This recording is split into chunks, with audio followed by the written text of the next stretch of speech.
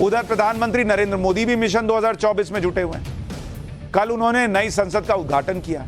सुबह से लेकर दोपहर तक वो नई संसद में थे। अब इसी से जुड़ी हमारा अगला चैप्टर है, जिसमें आपको बताऊंगा कि संसद भवन के उद्घाटन के बाद पीएम मोदी ने कौन सी सीक्रेट मीटिंग की और उस मीटिंग में क्या।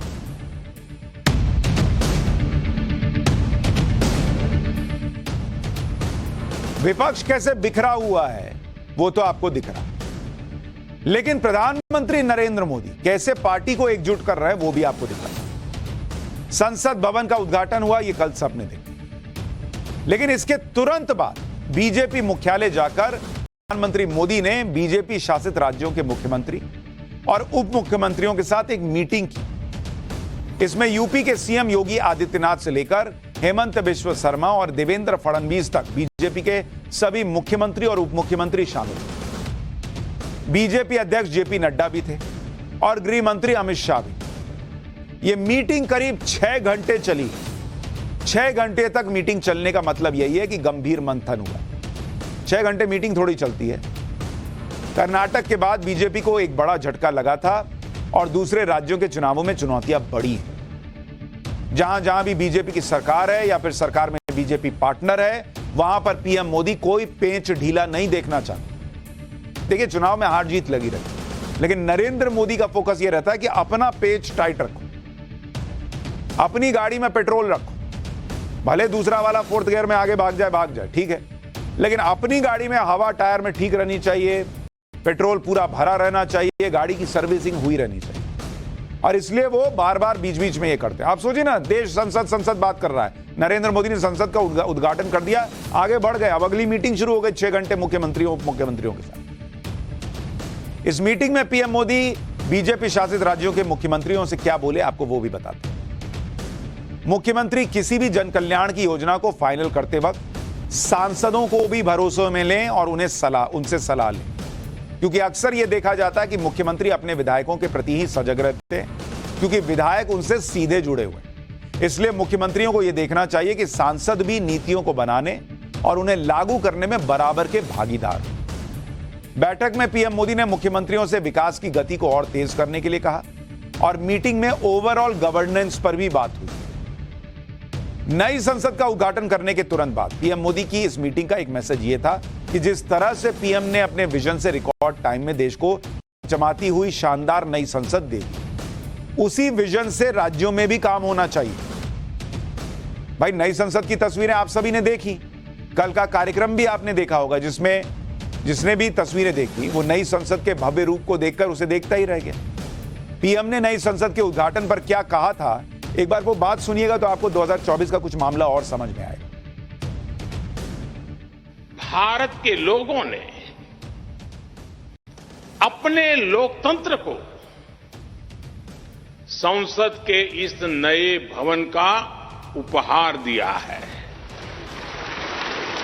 इस भवन में विरासत भी है, वास्तु भी है,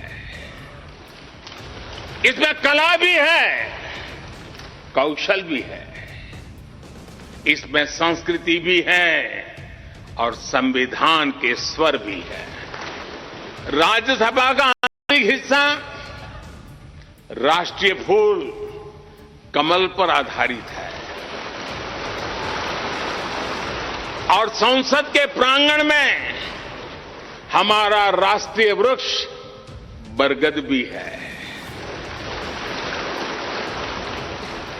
हमारे देश के अलग अलग हिस्सों की जो विविधता है, इस नए भवन ने उन सबको समाहित किया है।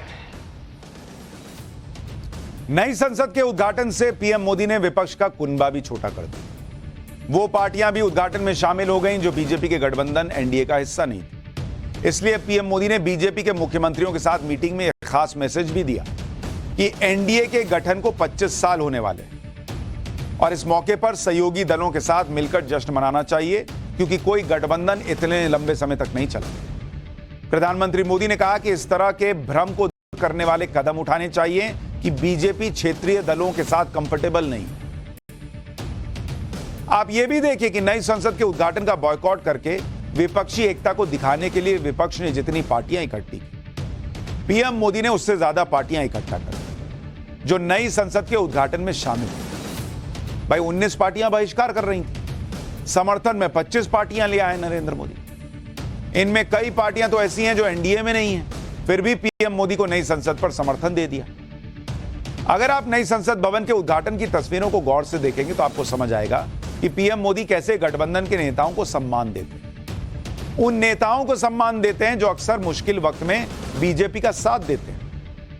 ये नई संसद के उद्घाटन के वक्त की कुछ तस्वीरें आपको दिखा रहा हूं। नई लोकसभा में जब नरेंद्र मोदी आए तो वहां मोदी मोदी के नारे लग गए। नरेंद्र मोदी हाथ जोड़े हुए आगे बढ़ते चले गए। फिर पीएम मोदी सबसे आगे बैठे हुए पूर्व राष्ट्रपति रामनाथ कोविंद से हाथ मिलाते हुए दिखे और उनके ठीक बगल में जेडीएस के चीफ और पूर्व प्रधानमंत्री एचडी देवेगौड़ा मौजूद थे। देखिए, पीएम मोदी ने आगे बढ़कर उनसे भी हाथ मिलाया, उन्हें सम्मान दिया।